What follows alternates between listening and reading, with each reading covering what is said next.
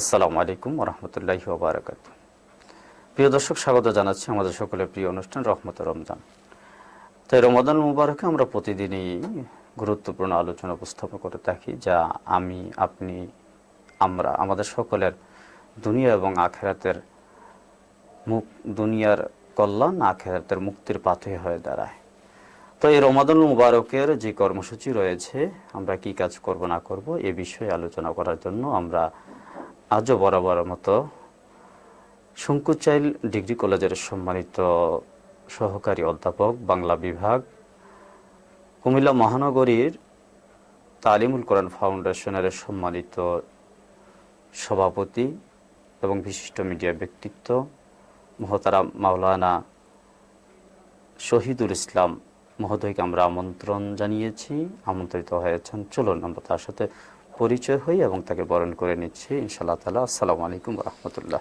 ওয়ালাইকুম আসসালাম ওয়া রাহমাতুল্লাহি ওয়া বারাকাতুহু। জি, মহতারাম আলহাজ মাওলানা অধ্যাপক শহীদুল ইসলাম মহোদয়, স্যার আপনি কেমন আছেন? আলহামদুলিল্লাহ রাব্বিল আলামিন।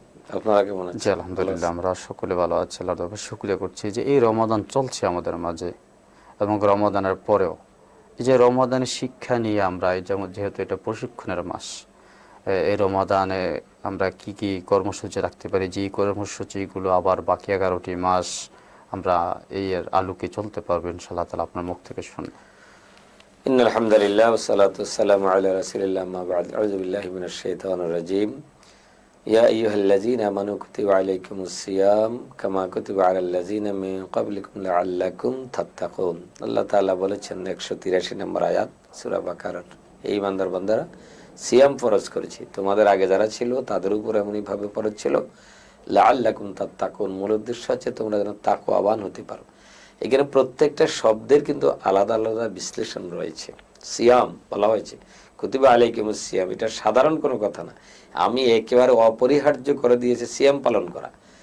এখন সিয়াম বলতে আমরা যখন প্রশ্ন করি তখন বলে খাওয়া দাওয়া থেকে বিরত থাকা, আসলে এটা একেবারেই ভুল। তো আম শব্দের অর্থ হচ্ছে খাওয়া দাওয়া। এখানে যদি বলা হয় তো যে আনিত আম, খাওয়া দাওয়া থেকে, এবং আরেকটি হচ্ছে বৈধ স্ত্রীর সাথে তার ফিজিক্যাল রিলেশন, সেটা। কিন্তু এই দুইটা বিষয়কে কিন্তু আমরা বারংবার সবাই টিভি সেটে হোক, আমরা সবার হোক, মাহফিল হোক, এই দুটো বিষয় কিন্তু আমরা বারবার বলছি, কিন্তু এরপরও যে আরো অনেক ব্যাপক কর্মসূচি রয়েছে। জি, সিয়াম মানে হচ্ছে যে বিরত থাকা, চুপ থাকা, অসদাচরণ না করা, অনেকগুলো অর্থ সমন্বয়ে সিয়াম। এখানে অন্যায়, রাসূল সাল্লাল্লাহু আলাইহি ওয়াসাল্লাম হাদিসে এই শব্দটার ব্যাখ্যা এইভাবে করেছেন, মাল্লাম ইয়াদা কাওলা যুর ওয়ালা আমালা বিহি ফালাইসা লিল্লাহি হাজাতান ফি আইয়াদা তাআমাহু ওয়া শারাবাহু। যে ব্যক্তি খাওয়া দাওয়া থেকে দূরে থাকলো কিন্তু মিথ্যার সাথে সম্পৃক্ত যাবতীয় বিষয় এবং অন্যায়ের সাথে যত ধরনের অন্যায় আছে এগুলো পরিহার করলো না, তাহলে এই ব্যক্তির সারাদিন উপবাসের প্রয়োজন আল্লাহ তাআলার কাছে নাই। তাহলে আমি সিয়াম পালন করলাম মানে উপবাস থাকলাম। সিয়াম তাকে বলা হয়, মিথ্যা বলা যাবে না, মানুষের হক নষ্ট করা যাবে না, প্রতিবেশীর হক নষ্ট করা যাবে না। আল্লাহ তাআলা মা আতাকুমুর রাসূলু ফাকুযু, রাসূল যা শিক্ষা দিয়েছেন সেটাকে আঁকড়ে ধরতে হবে। ও মা নাহাকুম আনহু ফান্তাহু, রাসূল যা নিষেধ করেছেন ওটা ছাড়তে হবে। যেমন একটা হাদিসে আছে যে ইয়াকুম জান্না ফাইন্না জান্না আকযাবুল হাদিস, ইয়াকুম জান্না ফাইন্না জান্না আকযাবুল হাদিস। যেমন আমরা ধারণা করি, ধারণা, কুধারণা, মিথ্যা ধারণা, গীবত, একজনের বিরুদ্ধে বলি, আমি রোজাও রাখি কিন্তু আমি একজন আরেকজনের পেছনে বলতেছি সন্দেহমূলক ভাবে, মনে হয় আপনি এই কাজটা করতে পারেন, যে আমি তাকে দেখছি। এই বিষয়ের এর পরিণতি এবং এই এমন বিষয় একটি মানে সাহাবায়ে কেরাম অথবা রাসূলের যুগে ঘটেছে এমন একটি ঘটনা শুনে আমরা আলোচনা শেষ করব। যে কোনোভাবেই যে শুধু রাসূল সাল্লাল্লাহু আলাইহি সাল্লামের জীবন যোগ এবং সাহাবায়ে কেরামের যোগ না, যোগে যোগে যত ইসলামিক নেতৃত্ব, ইসলামী আন্দোলন, ইসলাম যারা অনুসরণ করে তাদের জীবনে এই ধরনের ঘটনা ঘটেছে। স্বয়ং রাসূল সাল্লাল্লাহু আলাইহি সাল্লামের স্ত্রী আয়েশা রাদিয়াল্লাহু তাআলার ব্যাপারেও তো বলেছেন যে এদের ময়দান থেকে আসতে যে হাওদার উপরে আয়েশা রাদিয়াল্লাহু তাআলা অনেকদিন না খাওয়ার কারণে তো শরীর এমনও তো ওনার পাতলা ছিলেন, যে তখন চলে আসলেন, যে যুদ্ধের শেষে তারা রাতে গিয়ে রেস্ট নিয়েছেন, ভোরে রাসূলুল্লাহ সাল্লাল্লাহু আলাইহি ওয়াসাল্লাম একটা অভ্যাস ছিল, তিনি ভোরে রওনা দিয়ে চলে আসতেন। আয়েশা রাদিয়াল্লাহু তাআলা একটু প্রাকৃতিক কাজে একটু দূরে গেলেন, সাহাবায়ে কেরাম মনে করেছেন তিনি এই হাওদা মানে পালকি জাতীয় ওইটার ভেতরে আছেন, নিয়ে আসছেন। পরে দেখা গেল যে আয়েশা রাদিয়াল্লাহু তাআলা এখানে নেই। পরবর্তীতে এই ঘটনাটাকে মক্কার কাফের মুশরিকরা এমন ভাবে, মুনাফিকরা, মুসলমান জিহাদের ময়দানে যারা গিয়েছিলেন তারা সহ মুনাফিক এবং মুশরিক মিলে এমন ভাবে প্রচার করেছে যে রাসূলের স্ত্রী আয়েশা রাদিয়াল্লাহু তাআলা আনহা নিজে তার চরিত্রকে হেফাজত করতে পারেন নাই। এটা হলো তার প্রমাণ। যার কারণে এই কথা যখন মদিনার আনাচে কানাচে ব্যাপকভাবে সমালোচিত হলো, প্রচারিত হলো, রাসূল অনেকটা লজ্জায় আয়েশা রাদিয়াল্লাহু তাআলার কাছ থেকে দূরে সরে থাকলেন। 40 দিন পর যখন কোরআনের আয়াত নাজিল হলো, রাসূল সাল্লাল্লাহু আলাইহি ওয়াসাল্লামকে জানাই দেয়া হলো, অনেক কষ্ট পেয়েছে যে আয়েশা রাদিয়াল্লাহু তাআলার চরিত্র, এখানে যারা এই রটনা করেছে তারা মিথ্যা বলেছে এবং রাসূলকে অপদস্থ করার জন্য বলেছে। আয়েশা রাদিয়াল্লাহু তাআলার ইজ্জত সম্মান বলণ্ঠিত করার জন্য পরিকল্পিতভাবে শয়তান মুনাফিকদের দিয়ে এবং মুশরিকদের সহযোগিতায় কাজগুলো করেছে।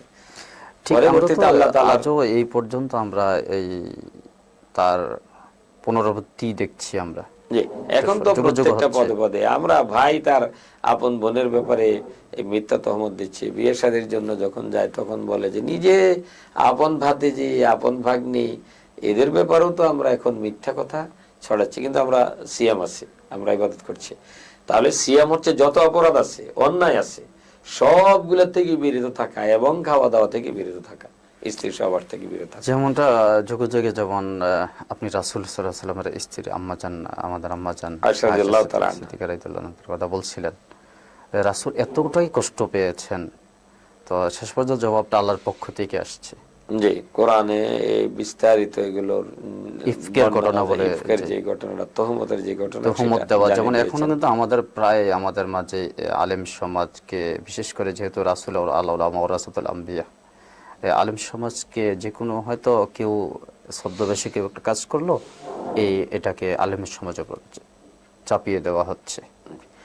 মিথ্যা তহমত দেওয়া, যে আপনি সূরা হুজরাত এই ধরনের বিস্তারিত আলোচনা আছে। সন্দেহ করে এর পরিণতিটা কি হবে? হ্যাঁ, এর পরিণতি হচ্ছে গীবত, মিথ্যা তহমত, একেবারে সরাসরি জাহান্নামের দিকে। রাসূল সাল্লাল্লাহু আলাইহি ওয়াসাল্লাম যখন কয়েকটা কবিরা গুনার বিষয়ে কথা বলছেন এবং মিথ্যা সাক্ষী, এই বিষয়টা রাসূল একটু স্বাভাবিকভাবে বসা ছিলেন, তিনি দাঁড়িয়ে গেলেন, একবার বসে গেলেন এবং বলেছে তোমরা কারো ব্যাপারে মিথ্যা সাক্ষ্য দিবে না, কারণ সবচেয়ে বড় অপরাধ তহমত দেওয়া, মিথ্যা সাক্ষী দেওয়া, এবং এর পরিণতি হচ্ছে সরাসরি জাহান্নামে যাওয়ার জন্য আর কোনো কাজ করতে হবে না।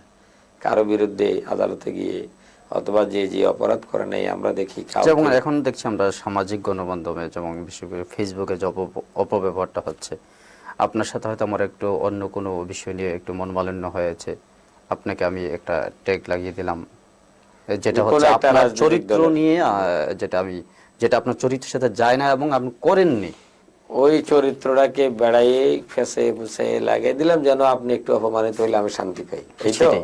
আমার কাছে ভালো লাগে যে আপনাকে 10টা লোক গালি দিল, গালির পরটা আমি করে দিলাম।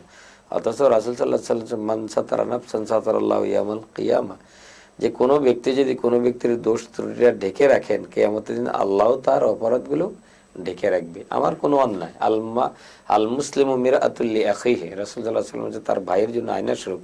আয়না দাঁড়ালে আমার চেহারার ত্রুটি বিচ্ছুতি দেখা যাবে না, তদ্রূপ আপনার কাছে আমার অন্যায় অপরাধগুলো, আমার ভুল ত্রুটিগুলো দেখা যাবে। আপনি এখন কি করবেন?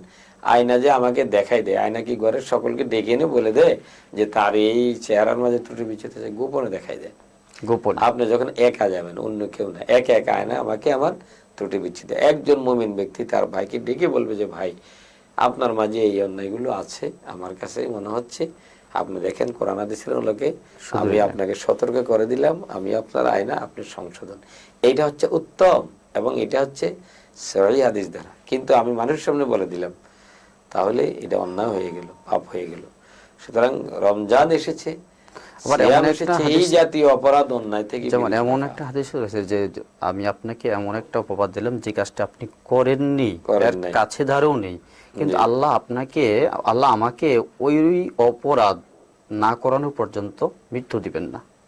জি, এখনো হচ্ছে আপনি আমার ব্যাপারে এমন কথা বললেন যে অপরাধটা আমি করিয়ে নেই, সেটা তো সবচেয়ে বড় গীবত। ইন্না জিনা ইয়াতুবুনাল গীবাতু লাইসা তাওবাতুন বলা হয়েছে। কেউ যদি জেনা করার পরেও আল্লাহ তাআলার কাছে মাপ চায়, আল্লাহ মাফ করে দিবেন। কিন্তু আপনি যে আমাকে অপমান করেছেন, এটা 1000 বার আল্লাহ তাআলার কাছে মাপ চাইলেও তো রাসূল বলেছেন এটা মাফ করবেন না যতক্ষণ পর্যন্ত আমি মাফ না করি। তদ্রূপ আপনার যে পদস্খলন, চারিত্রিক বৈশিষ্ট্য আমি নষ্ট করেছি, যে অপরাধ করেছি, আমি আপনার কাছে ক্ষমা চাওয়ার আগ পর্যন্ত তো আল্লাহ তাআলা আমাকে মাফ করবেন না। সুতরাং যে এমন অপরাধ করা যাবে না, ইচ্ছে করলেও পরবর্তীতে আবার আপনার কাছ থেকে আমি মাপ চাইতে পারবো না। আজকে আমি আপনার চরিত্র হনন করলাম, কিন্তু অনুভূতি হলো যে আসলে আমি খারাপ কাজ করেছি, তখন তো আমি আপনাকে পাবো না মাপ চাওয়ার জন্য। হতে পারেন এমন আমি মারা গেলাম বা আপনি মারা গেলেন। সেই জন্য আমাদেরকে সতর্ক থাকতে হবে। এই রমজান সিয়াম এই সকল অপরাধ থেকে একজন ব্যক্তিকে দূরে রাখে, এবং সিয়াম মানুষকে একেবারেই সুন্দর জীবন যাপনে অভ্যস্ত করা। এই এক মাস হচ্ছে ট্রেনিং, এই একটি মাস হচ্ছে তাসকিয়ার মাস, পরিশুদ্ধির মাস, ধৈর্যের মাস। এবং রাসূল সাল্লাল্লাহু আলাইহি ওয়াসাল্লাম একটা হাদিস সময় আছে কিনা আপনারা জানি না, এই যে কানা ইয়াসাম আহাদুকুম ফালা ইয়ারফুস ওয়ালা ইয়াসখাব, তুমি যখন সিয়াম পালন করবে চেঁচামেচি ঝগড়া জাতীয় করবে না। ওয়া ইনসাব আহাদুন আও কাতুল, তোমাকে যদি কেউ মারে, তোমাকে যদি কেউ গালিগালাজ করে, তোমার সাথে অসদাচরণ করে, ফালিয়াকুল ইন্নী ইমরুন সাইমুন, ভাই আমি সিয়াম পালন করছি, আমি একজন রোজাদার। রোজা মানে হচ্ছে একজন ব্যক্তি সোজা হয়ে থাকবে। একজন ব্যক্তি তাকওয়াবান হচ্ছে ওইটা, আল্লাহ এবং রাসূলের পথে নিজের জীবনকে সঁপে দেয়া, রাসূলের বিধানের বাইরে না যাওয়া, রাসূল যা শিক্ষা দিয়েছেন আঁকড়ে ধরা, যা নিষেধ করেছেন ছেড়ে দেওয়া, কোরআন হাদিসের বিধান অনুযায়ী জীবনযাপন করার নাম হচ্ছে তাকওয়া। আর এই তাকওয়াই রমজান মানুষকে শিক্ষা। এবং এই রমজানের শিক্ষা নিয়ে আমাদের অতীতে ইল্লামাগাত সালাফ, আল্লাহ নিজে বলছেন যে অতীতের আল্লাহ আমাদেরকে মাফ করবেন। তো এখান থেকে আমরা একেবারে আল্লাহর কাছে আমরা ওয়াদাবদ্ধ হতে পারি ইনশাআল্লাহ তাআলা।